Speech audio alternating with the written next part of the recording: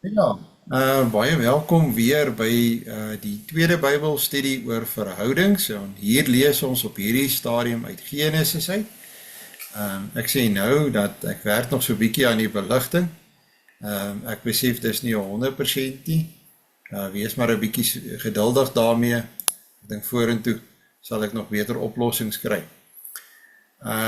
Ons gaan saam lees uit Genesis 4, maar ons gaan nou die 1953 Afrikaanse vertaling gebruik, as jy wil volg in jou Bybel. Ek gee net nog so 'n bietjie kans, ek sien dit is ook al 'n minuut na die tyd, so ek dink ons kan begin met 'n gebed. Kom ons bid saam. Ons Vader wat in die hemel is, wanneer ons hierdie eerste deel van die boek Genesis lees, dan besef ons net hoe diep die val van die mens is.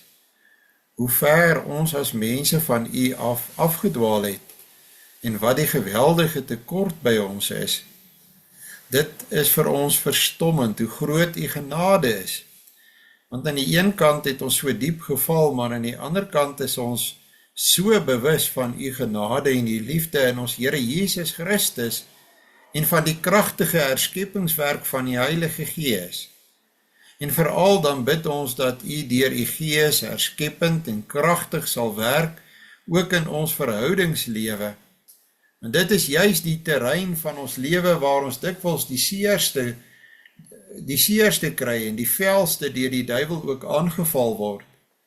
Ons bid daarom vir die leiding van die Heilige Gees om die woord te verstaan, om die lig van die woord op ons lewens raak te sien, ook raak te sien waar ons moet veranderinge maak. Lei ons dan nou in hierdie Bybelstudie en ons vra dit in die Seun se naam. Amen. Nou, ek wil nou lees uit die 1953 Afrikaanse vertaling. Dit is die baie bekende openbaringsgeskiedenis van Kain en Abel. Verlede week het ons nou al gesê dat in Genesis 3 het ons die sondeval. En daar sien jy hoe dat die verhouding tussen God en die mens skade ly. En omdat daar die verhouding tussen God en die mens skade ly, is daar skade in die verhouding tussen Adam en Eva, tussen man en vrou. In Genesis 4 sien ons daar is skade in die verhouding tussen ouers en kinders. En ek vind ook dat 'n groot deel van my pastorale werk is juis hierdie skade wat daar is in die verhouding tussen ouers en kinders. En hoe dat 'n mens probeer om ook met die lig van die woord van die Here te kom en leiding te gee en te help dat mense ook in hierdie verhouding met mekaar kan saamleef. In Genesis 4 tot en met Genesis 11 kry ons 'n beskrywing van wat die effek is van die sondeval van Genesis 3. As jy gaan kyk na hierdie deel van die Bybel, dan word hier byvoorbeeld dan in Genesis 4 het ons nou die moord van Kain op Abel. Ons lees die geslagsregister van Adam, deurset tot op Noag, met ook belangrike informasie of inligting in hierdie typiese geslagsregister. Onthou nou, ek toon nou vir julle aan die toenemende agteruitgang na Genesis hoofstuk 3. Genesis 6 kry ons 'n beskrywing van die val, die effek van die totale verdorwenheid van die mens. Dit is Genesis hoofstuk 6, Noag, hoe dat God 'n besluit neem om uiteindelik 'n einde te maak aan die mens hier op aarde. Genesis 7 is dan nog steeds die geskiedenis van Noag en die ark.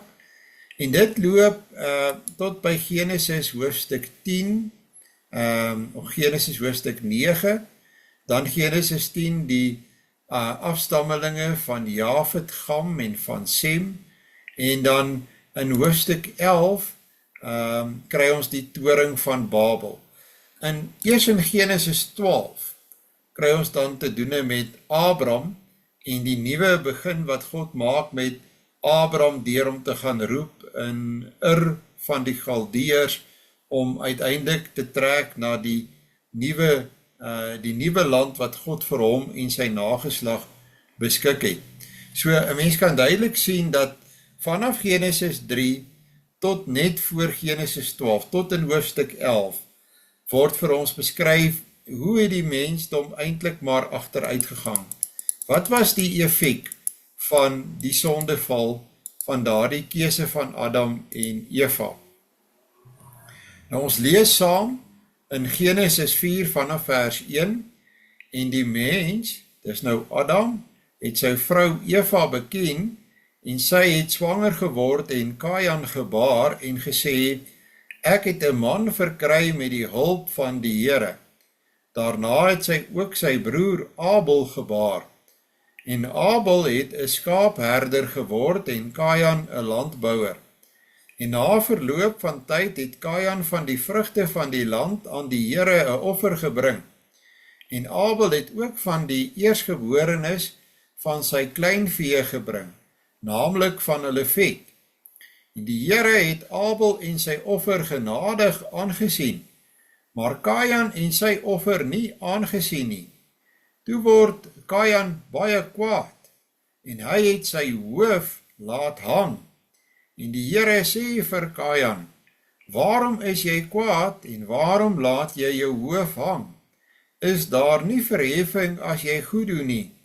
En as jy nie goed doen nie, die sonde lê en loer voor die deur, en sy begeerte is na jou, maar jy moet daaroor heers. En Kajan het met sy broer Abel gepraat, en toe hulle in die veld was, het Kajan teen sy broer Abel opgestaan en hom doodgeslaan. Toe sê die Here vir Kajan, waar is jou broer Abel? En hy antwoord, ek weet nie. Is ek my broer se wagter? En hy sê, wat het jy gedoen? Die stem van die bloed van jou broer roep na my van die aarde af. Daarom sal jy vervloek wees, ver van die grond wat sy mond oopgemaak het om die bloed van jou broer uit jou hand te ontvang. As jy die grond bewerk, sal dit sy vermoë aan jou nie meer gee nie. 'n Swerwer en vlugteling sal jy wees op die aarde. Daarop sê Kajan vir die Here, my skuld is te groot om dit te dra. Kyk, u verdryf my nou uit die land uit en ek moet my verberg vir u aangesig. 'n Swerwer en 'n vlugteling sal ek op die aarde wees, en elkeen wat my kry sal my doodslaan.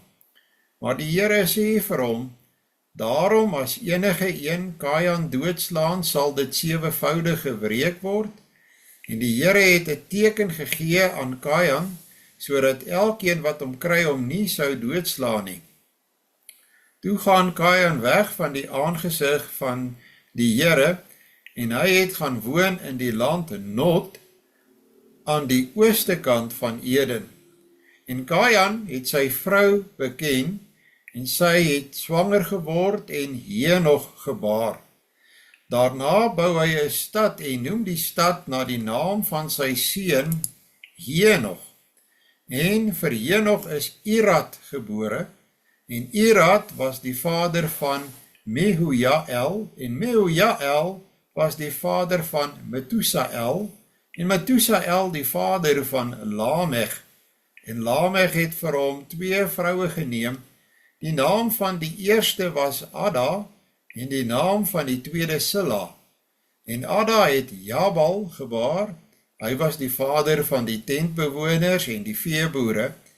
Die naam van sy broer was Jubal, hy was die vader van almal wat op siters en fluitte speel. En Silla het ook gebaar, naamlik Tubal-Kain, 'n smid wat allerhande koper en yster instrumente gemaak het, en die suster van Tubal-Kain was Naema. En Lamech het aan sy vroue gesê, Ada en Silla, hoor na my stem, vroue van Lamech, luister na my woord, voorwaar ek slaan 'n man dood wat my wond, en 'n seun wat my kwes, want Kain sal 7 maal gewreek word, maar Lamech 77 maal. En Adam het sy vrou weer beken en sy het 'n seun gebaar en hom Set genoem. Want het sy gesê, God het my 'n ander kind geskenk in die plek van Abel, omdat Kain hom doodgeslaan het. En ook vir Set is 'n seun gebore, want wat hy Enos genoem het. Toe het hulle die naam van die Here begin aanroep. Goed, nou 'n mens kom agter dit, onthou nou, die algemene konteks het ek nou vir julle gegee, dit staan na Genesis hoofstuk 3. Ons het van hier tot by hoofstuk 11 die effek van die sonde wat beskryf word, en hier kry jy die tragiese gebeure wat afspeel binne 'n huisgesin. Die Bybel gaan nie in op al die vernietigende effek wat dit gehad het, hierdie moord op byvoorbeeld die twee ouers, Adam en Eva nie. Daar is aanduidings, as 'n mens hierdie hoofstuk lees, en jy aanvaar 'n sekere verklaring, dan is daar aanduidings ook van wrywing tussen Kain en die res van hierdie gesin.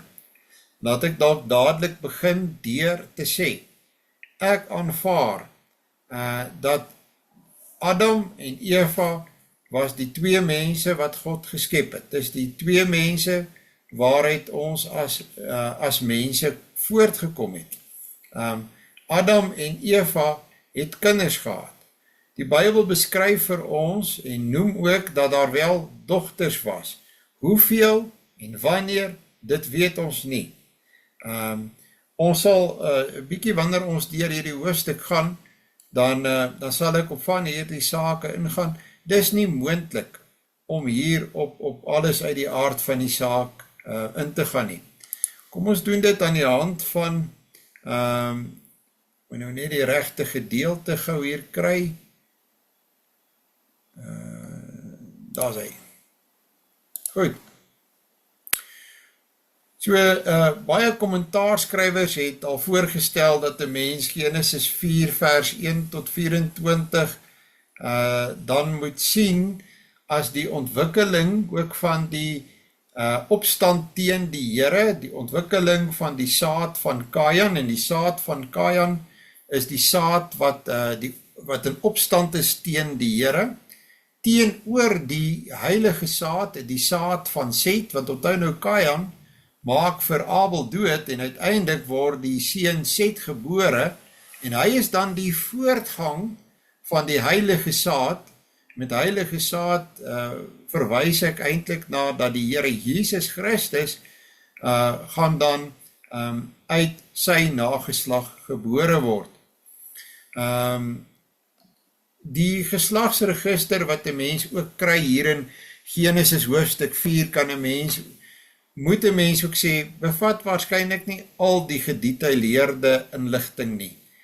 Nie almal word noodwendig genoem nie die vrouens word noodwendig almal genoem nie.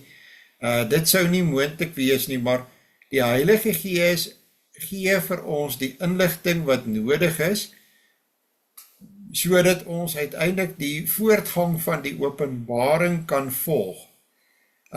Daar kan ook 'n mate van oorvleeling wees, so die geslagsregisters maak nie aanspraak daarop dat almal in daardie geslagsregisters genoem word nie. Ek het reeds melding gemaak van Genesis 3 tot 11 en dan die afstammelinge van Kain word nie opgeteken soos die afstammelinge van Set nie. Met ander woorde, hulle ouderdomme word byvoorbeeld nie gegee nie. Kain se lyn sterf uiteindelik dan ook met die vloed, en dit waarskynlik wat belangrik was ook hulle huwelikskeuses, nee, die huweliksmaats wat hulle vir hulle gekies het. Dit dra altyd daartoe by dat 'n nageslag verkeerd ontwikkel, wanneer hulle die verkeerde huwelikskeuse uitoefen. Nou goed, as daar staan dat die mens, dan is dit eintlik letterlik Adam het Eva geken, en die Hebreëse woord geken spreek eintlik van 'n baie intiem en persoonlike verhouding. Ek kan maar net weer eens sê, BDB, as jy gewonder het, staan vir Brown, Driver en Briggs. Dit is 'n baie bekende Hebreeuws-Engelse woordeboek. En KB staan vir Keeler en Baumgartner. Dis 'n ander baie bekende woordeboek. Hy is primêr Hebreeuws en Duits. En dan die Cal Perfectum is die vorm van die werkwoord. Die vorm van die werkwoord geken. Maar die essensie is dat geken kan dui op dan seksuele kontak, op 'n baie intieme kontak. En daar word nie vir ons in die Bybel gesê dat dit die eerste keer was wat Adam en Eva so kontak met mekaar gehad het nie. Dood eenvoudig word daar gesê dat hulle het hierdie kontak gehad en dat uit hierdie kontak het die Here hulle geseën met 'n kind. En ek dink dis 'n baie belangrike punt om te maak en ek moes vandag weer hiermee ook werk, dat wanneer 'n kind gebore word, is dit die Here wat daardie kind aan die ouers gee. Dit is nie maar net 'n biologiese proses wat plaasvind nie, dis nie maar net iets wat sommer maar net gebeur het nie. Ons is geneig om dit amper op 'n westerse, evolutionistiese wyse te beskou, as wanneer 'n man en 'n vrou mekaar op hierdie wyse ontmoet, dan word daar uiteindelik 'n kind gebore. Die Bybel sien dit nie so nie, maar dat elke kind word aan die ouers gegee. Dis 'n gawe van die Here af. Die Here bepaal ook wie daardie kind is. En ons moet leer om dit te aanvaar. Ons moet 'n Bybelse perspektief kry op ons verhoudings met mekaar en ook op dit wat voortvloei uit ons verhouding met mekaar, op die kinders wat die Here vir ons gee. Dit is nie maar iets wat ons op ons eie doen nie. Dit is baie belangrik vir die verklaring van die Nuwe Testament woorde om God te ken, wat toon dat dit nie bloot 'n feitelike inhoud is nie, maar 'n baie persoonlike verhouding. Hier is 'n paar verwysings na die gedagte van ken aan die hand van Brown, Driver en Briggs, daai woordeboek waarvan ek net nou gepraat het. Dit beteken onder andere om goed en kwaad te verstaan, om te ken deur te verstaan, om te ken deur ervaring, om te oorweeg, om persoonlik te ken, 'n persoon, 'n God, Jahwe en seksueel. Soos wat ons dit hier het, daar sien julle ons teks ook genoem, Genesis 4 vers 1. Dit is 'n aangeleerde vaardigheid of kennis om oor wysheid te beskik, en ons het gesê wysheid is spesifiek, as jy gaan kyk na 1 Konings hoofstuk 3 in die vorige Bybelstudie, is dit om te luister, shama, wat beteken om te luister. Dit is wysheid, die vermoë om te luister. God se kennis van Moses en van Israel. Kayan se naam is 'n klankspel op die Hebreëse woord vir gekry. Kaniti beteken om gekry. Sy het dit gekry, sy het die kind gekry. Van wie af het sy die kind gekry? Sy het dit gesien as vanaf die Here. Dit bevestig daar blyklik dat Kain 'n spesiale gawe was, wat die hulp van Jahwe tot sy beskikking gehad het. Dit verwys waarskynlik ook moontlik op Genesis 3 vers 15. Dat sy het 'n manlike kind gekry. Daar is die wat meen dat miskien het Eva voorheen dogters gehad, nou oor die algemeen in geslagsregisters van daardie tyd is net die manlike kinders genoem en nie ook die dogters is nie sommer genoem nie. Die geslagsregister van ons Here Jesus Christus is natuurlik hierop interessant, want daar is 'n paar vroue wat genoem word, 3 vroue wat genoem word, en hulle is al 3 eintlik uitsonderlik. en daarom word hulle genoem. Dit spreek van God se genade. So daar is 'n gevoel dat daar kon voorheen ook dogters gewees het. Die slotfrase van vers 1, met die hulp van die Here, impliseer dat hierdie 'n geloofsverklaring deur Eva is. Eva erken dat kinders is 'n gawe. Dit is die eerste gebruik van die woord en die naam van die Here, die eie naam van die Here wat ons het in die Bybel, Jahwe.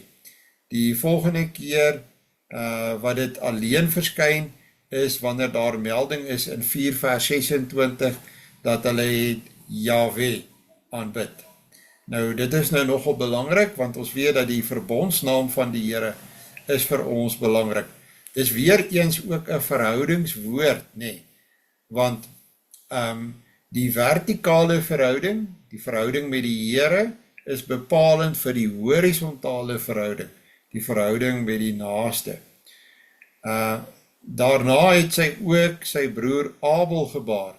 Nou as jy mooi gaan kyk, dan kan 'n mens verstaan dat die rabbyne was Joodse verklaarders, het gesê, hulle het gedink dat Kain en Abel was 'n tweeling. Ek dink nie dit is die geval nie. Dit beteken net dood eenvoudig op 'n later stadium, dink ek, sonder om die hele frase te herhaal, op 'n later stadium het sy ook geboorte gegee aan Abel. Ek dink nie noodwendig dat die rabbyne se verklaring is korrek deur te sê dat Kain en Abel was 'n tweeling nie. Abel is die Hebreëse term, beteken asem of waterdamp of gefeinsdheid. Mens kan dalk sien hoe jy van waterdamp of kan kom tot by gefeinsdheid. Daar is 3 moontlike implikasies van die naam.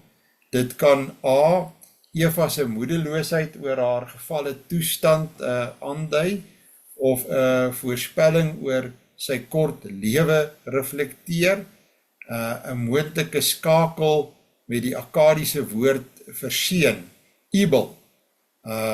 Ander het voorgestel dat dit verwant is aan die woord swakheid, op grond van Eva se moedeloosheid oor die vloek van baie kinders, van Genesis 3 vers 16. Hoe weet 'n mens, hoekom sy die kind Abel genoem het? Hoe belangrik is dit? Gewoonlik is die reël, as die Here 'n naam gegee het van 'n kind, en hy sê wat die betekenis van die naam van die kind is, of hoekom hy die naam van die kind gegee het, dan kan 'n mens baie maak van die naam van 'n kind. Ek is bietjie versigtig om te veel te maak van naamsverklarings, asof dit baie belangrik is vir die verstaan van die Bybel, of van die verklaring van die teks hier. Het Kain van die vrugte van die land aan die Here offer gebring. Let op dat Kain die eerste is om 'n offer aan die Here te bring. Daar is niks inherent minderwaardig aan 'n graanoffer teenoor 'n diereoffer nie. Dit is nie die probleem gewees met Kain se offer nie. Dit is dood eenvoudig. Wat was die gesindheid van die persoon wat die offer gebring het? Dit is belangriker.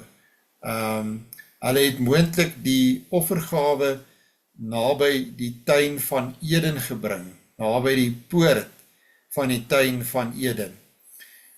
Abel het ook van die eersgeborenes van sy kleinvee gebring.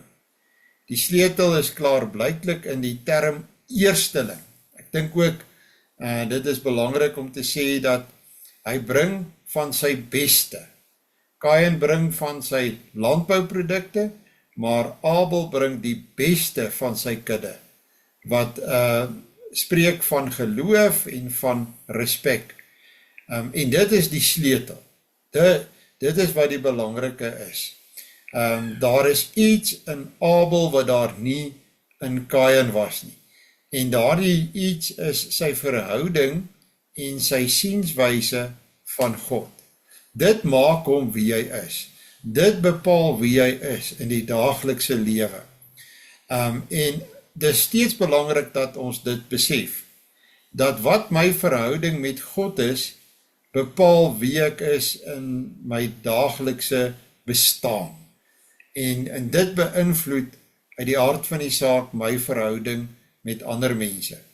Dis die belangrikste ding wat jy kan doen vir jou verhouding met ander mense, is ironies genoeg om te gaan kyk wat is jou verhouding met God. Die oomblik as jou verhouding met God op 'n goeie plek is en gesond is, dan het dit 'n goeie en 'n positiewe uitwerking op jou verhouding met ander mense. En die Here het Abel en sy offer genadig aangesien. Dit beteken letterlik gesien op. Die Here het gesien op, gelet op, met 'n positiewe konnotasie, met verwysing na daardie woordeboeke. Hoe weet ons nie presies hoe hy geweet het, dat die Here het sy offer aanvaar nie.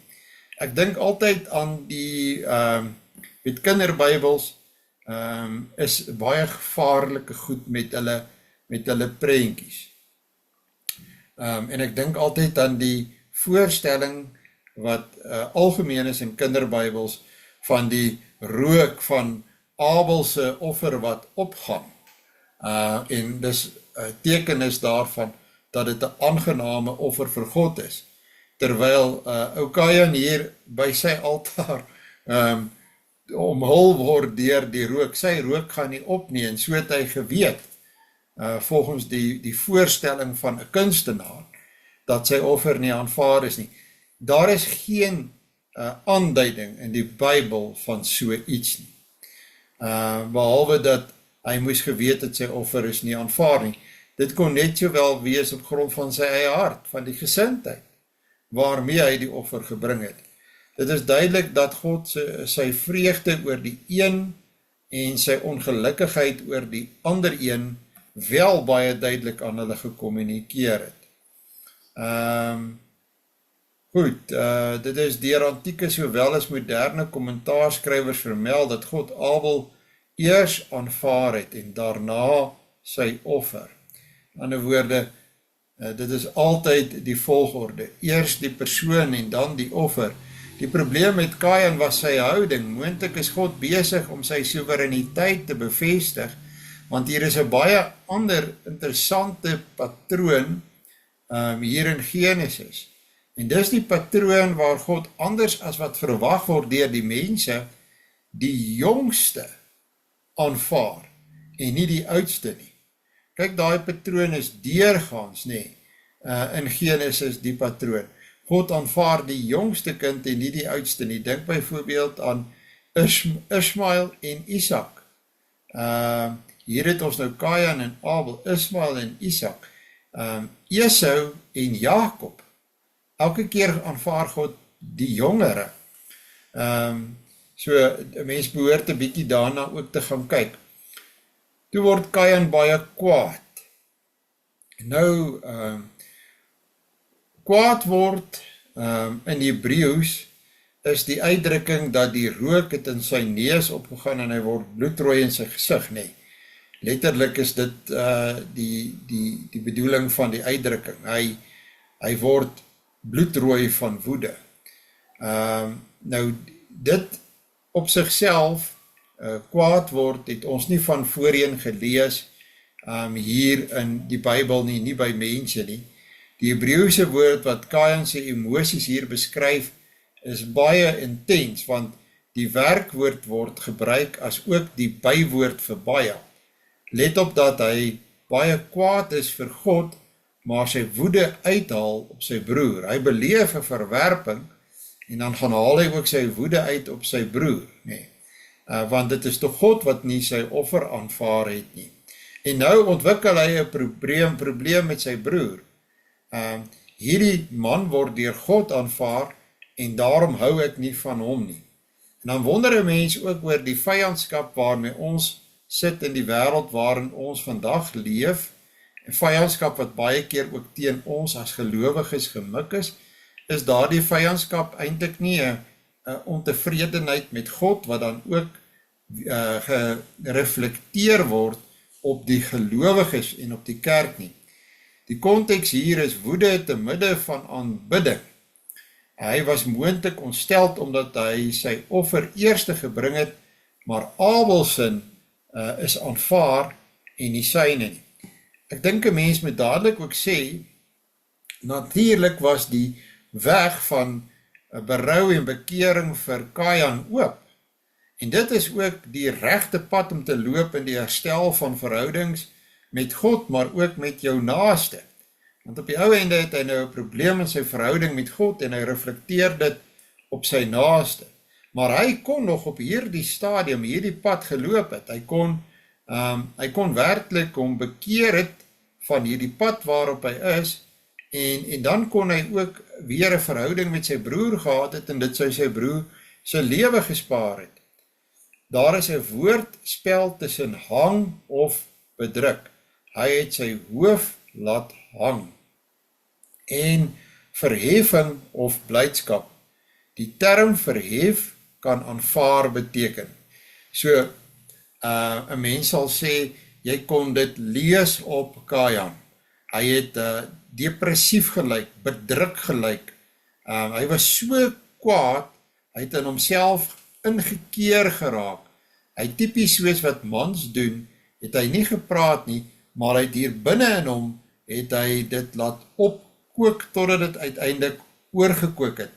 En hier behoort ons, as mans ook te kan leer, uit hierdie voorbeeld van Kajan, dat ons moet hierdie pad ken, ons moet weet dat dit is wat kan gebeur.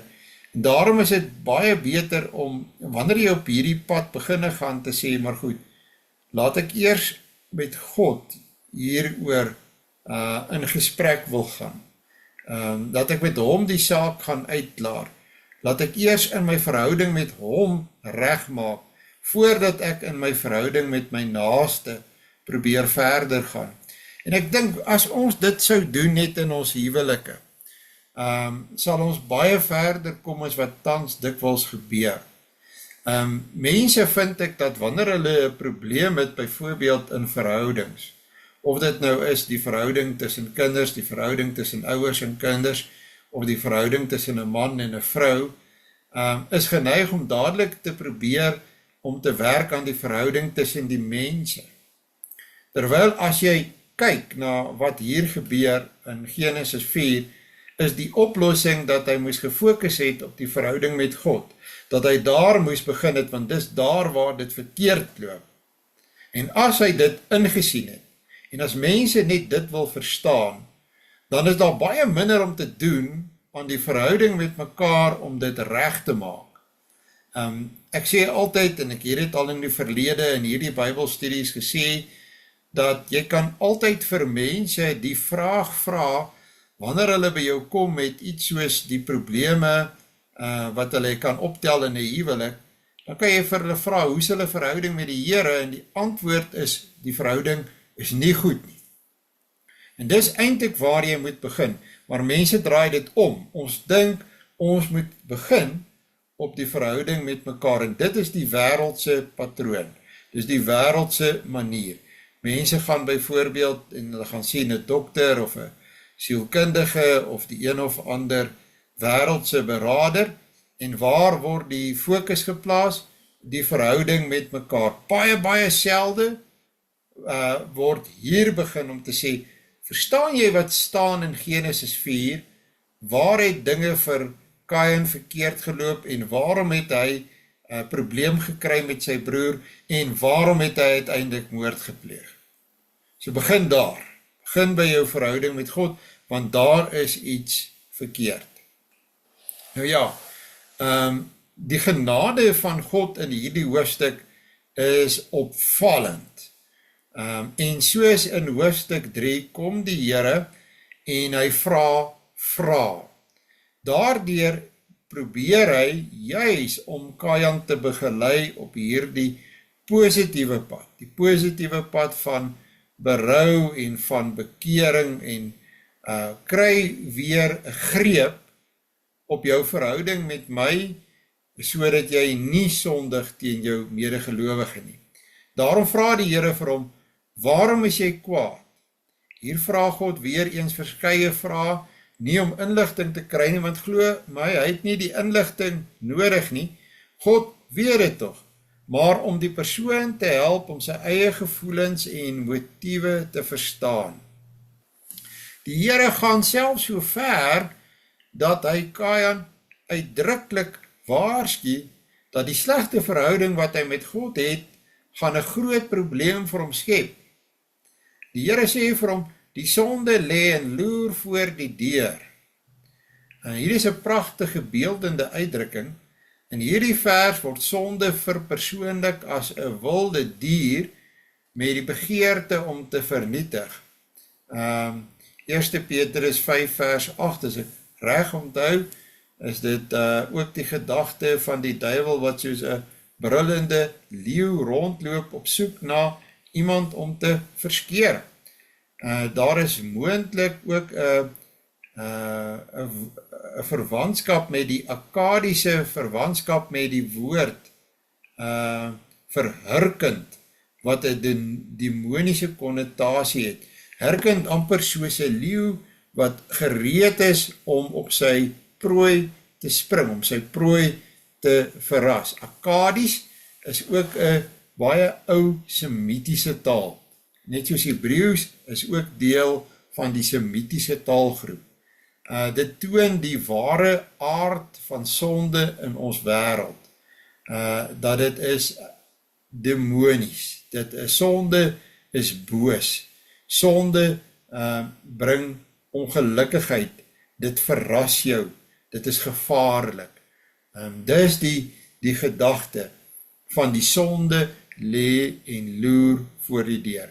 God sê as het ware vir Kajan, pas op, jou verhouding met my is sleg, pas op, maak het reg, jy loop 'n baie groot risiko, luister.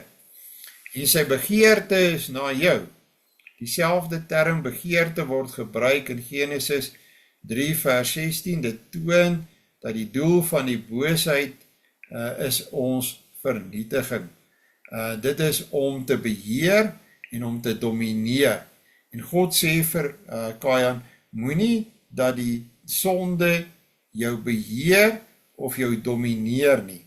Jy moet hier in die krag van die Gees van God beheer kry.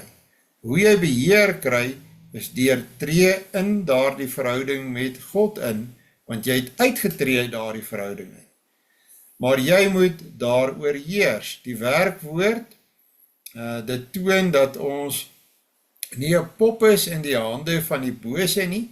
As jy luister na party mense, uit party charismatiese groepe, dan sal jy die indruk kry, die duiwel maak soos hy wil.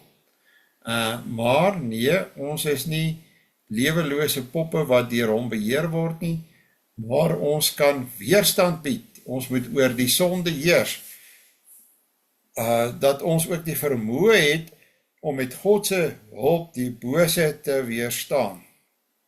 Gaan kyk 'n bietjie na Efesiërs 6 vers 13, Jakobus 4 vers 7, 1 Petrus 5 vers 9. Om berouvol te wees en genees te word. Kajan was nie gebonde deur Adam se sonde nie. Met ander woorde, Kajan kon hier ook nog die pad van berou en bekering loop. Hy was nie onmagtig nie. Dit was nie dat hy soos 'n robot sy broer sou moes vermoor nie. God roep hom juis hier op tot berou en bekering. Ons word geaffekteer deur Adam en Eva se opstand, maar ons is verantwoordelik vir ons eie besluite. Dis dieselfde hier met Kajan. Hy was verantwoordelik en hy het nie daardie verantwoordelikheid om reg op te tree aanvaar nie. Kajan het met sy broer Abel gepraat. Nou, dit is nogal 'n interessante gedeelte hierdie. Hierdie vers is daaroor al baie geskryf. Sommige voel dat Kajan vir Abel vertel het wat God vir hom gesê het in vers 6 en 7, dat God hom gewaarsku het. ander voel saam met die Samaritaanse Pentateug en die Septuaginta is die Griekse vertaling van die Ou Testament, die Syriese, as ook die Vulgaat en die Revised Standard Version vertalings, dat Kain hom in die veld ingelok het, sodat hy hom daar kon doodmaak. Dit is wat bedoel word met die uitdrukking, Kain het met sy broer Abel gepraat. Nou, dan sal dit neerkom uit die aard van die saak op moord met voorbedagte rade. Het Kain teen sy broer Abel opgestaan. Nou, hoofstuk 3 beklemtoon die bonatuurlike versoeking, hoofstuk 4 beklemtoon die ontwikkeling van die adamitiese gevalle sondige natuur in die mens. Daar is nie hier 'n versoeker nie. Dit wat Kain hier doen, doen hy vanuit sy eie hardheid, wil 'n mens as het ware sê. Dit wys vir jou hoe het die mens nou al ontwikkel, en dit binne een generasie van Adam en Eva tot by Kain en Abel. Wanneer God na die tragiese gebeure dan vir Kain konfronteer oor dit wat hy gedoen het, onthou nou, ons het nou mooi gepraat oor waar die verhouding verkeerd geloop het tussen Kain en God, en dat daar die verhouding wat tussen Kain en God verkeerd geloop het uiteindelik die rede geword waarom hy 'n probleem gehad het met sy broer Abel, en dat hy in die eerste plek weer moes ingetree het in daardie verhouding met God in, en dan kon hy die verhouding met sy broer op 'n beter voet gekry het. Selfs na dit, en as het praat van Godse genade deur Kain voor die tyd te waarsku, selfs nadat Kain hierdie verskriklike ding gedoen het, deur sy hand te slaan aan die beeld van God, kom God weer na Kain toe, en is daar vir Kain geleentheid om berou te toon, maar natuurlik die sondige mens verhard hom, 'n sondige mens wat hom verhard, en jy sien dit byvoorbeeld ook met mense wat verval in middelmisbruik, nee. Hulle is gefokus op hulle self. En selfs wanneer hulle uitgevang word, sal hulle miskien berou voorgee, maar in baie gevalle is hulle baie hard, nee. En die hardheid by die sondaar mens is opvallend, ook hier by Kain. Die groot probleem met Kain was sy onberouvolle hart. Die term wagter kan ook skaapwagter beteken, en dit is 'n woordspel op Abel se beroep. Nee, hy was mos 'n herder gewees. So die Here vra nou vir hom, jy weet, waar is jou broer? En dan antwoord Kain met, is ek my broer se wagter? En dis 'n woordspel op Abel se beroep. Die stem, dan sê die Here vir Kain, maar jy maak 'n baie groot fout, jy vergeet, ek weet alles. Die stem van die bloed van jou broer roep na my van die aarde af. Dit is 'n baie belangrike frase. Onthou nou, die Jode het 'n baie spesifieke siening gehad van bloed. Hulle het die lewensdrif gesien as in die bloed. Die beginsel van die lewe was in die bloed. Die nefesh, sê hulle, is in die bloed. Die siel is in die bloed. Die lewensbeginsel is in die bloed. En nou sê God vir Kain, die nefesh, die siel, die lewensbeginsel van Abel roep na my, vanuit die grond uit, vanuit die Adam, vanuit die grond uit, roep dit na my, en dis 'n aanklag teen jou, Kain, wat jou broer doodgemaak het. Die woord bloed is dan ook hier in die meervoudsvorm, en dit beteken dat dit dui op die intensiteit,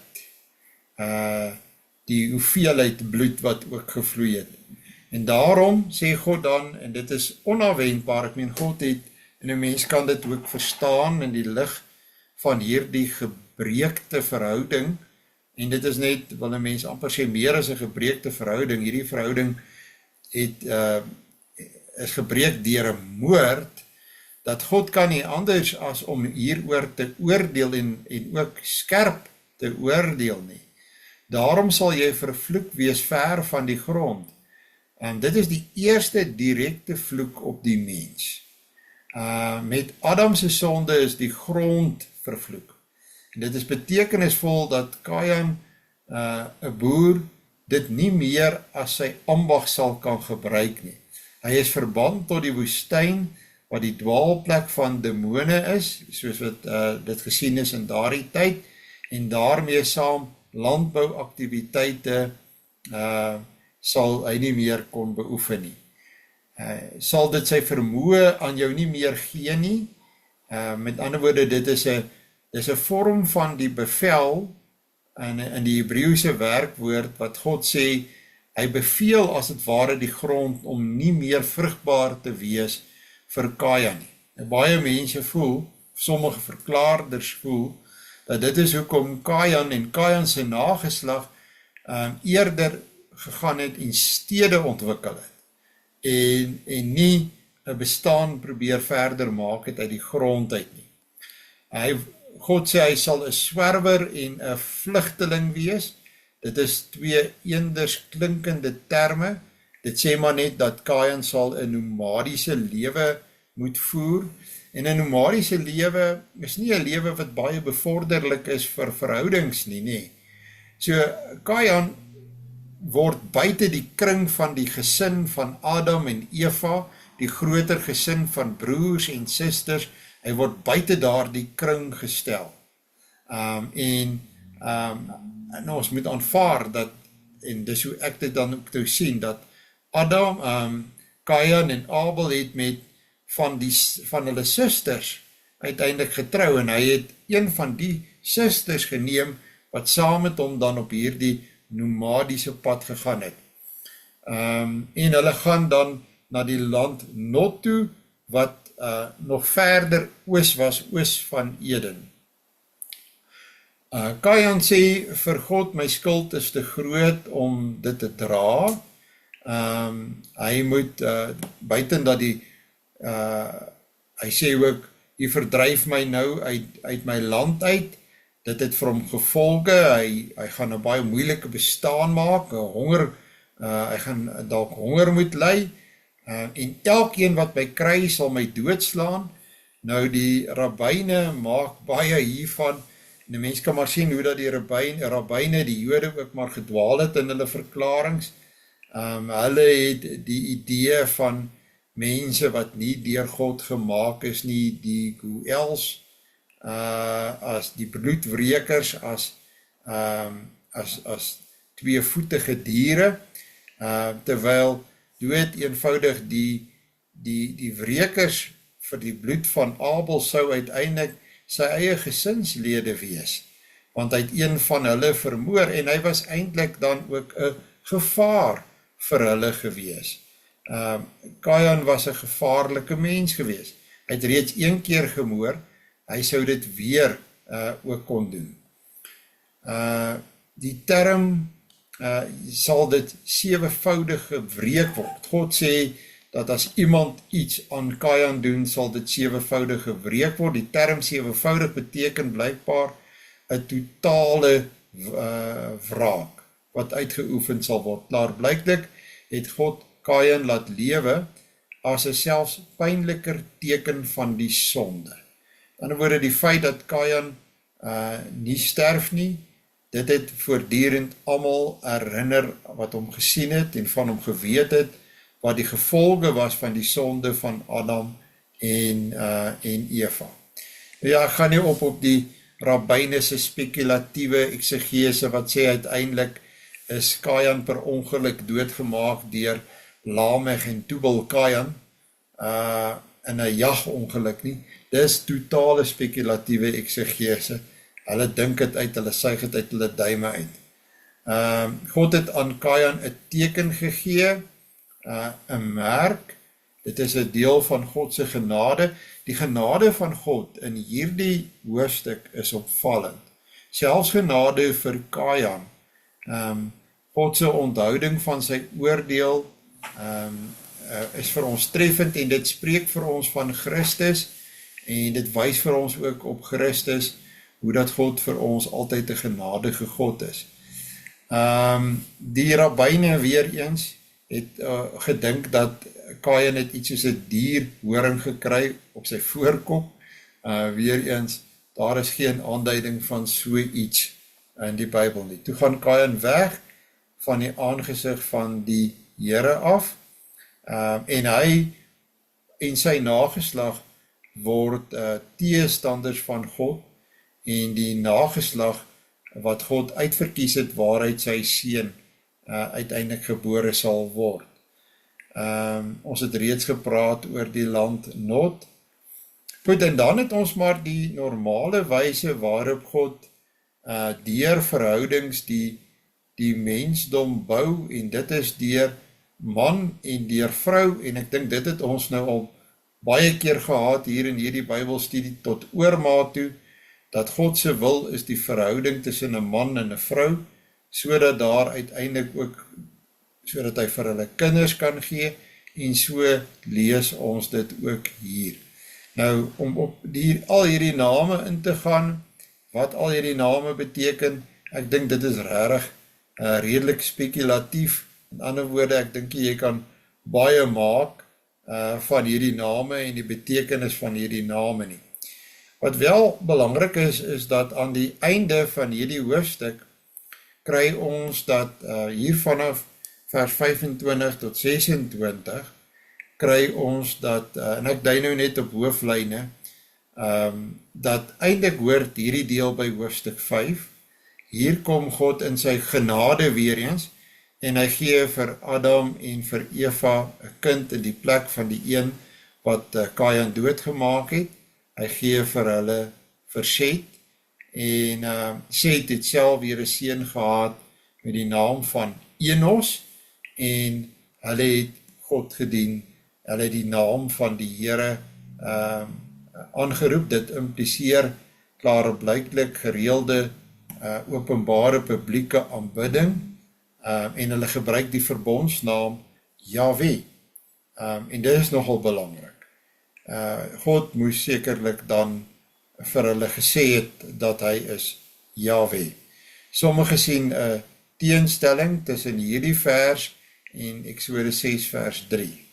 Mense het moontlik die naam Yahweh gebruik sonder om die volle betekenis daarvan te begryp. Tot op die tyd van Moses wat hy dit meer duidelik gemaak het, wat die betekenis van die naam is, maar andersins, hoe sou die mens enigstens kon geweet het, dat die naam van die Here is Yahweh, as hy dit nie sou gesê het. Goed, so ek dink die essensie net om saam te vat is, in die verhouding met die Here lê die sleutel. As jy kyk na Genesis 4 is dit baie duidelik, dat omdat dit daar in die verhouding tussen die Here en Kajan verkeerd geloop het, het hy uiteindelik sy broer Abel doodgemaak, en God het hom probeer terugbring op die pad in die verhouding met hom, hy het hom probeer keer, en tog het hy nie na God geluister nie, en dit het die tragiese gevolge gehad, dat hy sy broer doodgemaak het. Dus, as jy wil begin met die regmaak van 'n verhouding, is 'n mens 'n natuurlike instink om te sê, kom ons begin in die verhouding met mekaar, op die horisontale vlak. Ek dink nie so nie, ek dink 'n mens moet begin, as jy kyk na die Bybel, wat is die persone wat betrokke is in die ongelukkigheid, se verhouding met die Here. As daai verhouding reg is, dan is daar 'n gewilligheid en 'n ander gesindheid om te werk aan die verhouding met mekaar. Ek dink werklik Genesis 4 is in daardie opsig vir ons van groot waarde en vir ons baie belangrik. Goed, is daar miskien enige vrae of opmerkings wat julle wil maak? Ek gaan sien of ek as hy Julle kan ook van WhatsApp gebruik maak en dit later vir my vra op WhatsApp. Julle is baie welkom. Baie dankie dat julle vanaand ook ingeskakel het. Ek is dankbaar vir elkeen van julle. Mag julle ook die seën van die Here in julle verhoudings geniet. Môreoggend het ons dan die Nederlandse geloofsbelijdenis Bybelstudie en dit sal om 9:30 wees as die Here wil. Ek herhaal maar net ook by hierdie Bybelstudie dat ons nie volgende week Bybelstudie het nie, omdat ek deputate verpligtinge in terme van die algemene synode het, so ek vra dat u my asseblief sal verskoon, sodat ek ook daardie werk kan doen. Ek sluit vir ons af met 'n gebed. Ons Vader wat in die hemel is, baie dankie dat u ons as groep genadig is, dankie vir ons verhoudings waarin ons staan. Ons bid dat u ons in ons verhoudings ook sal bewaar, dat u sal gee, dat ons sal besef dat die wortel van ons verhoudings, die fundament van ons verhoudings, is die verhouding wat ons met u het, gee dat ons altyd daardie verhouding sal koester en opbou. Ons vra dat u ons dan in die nag ook sal beskerm en bewaar, en dit bid ons in u Seun se naam. Amen. Ja, mooi en 'n geseënde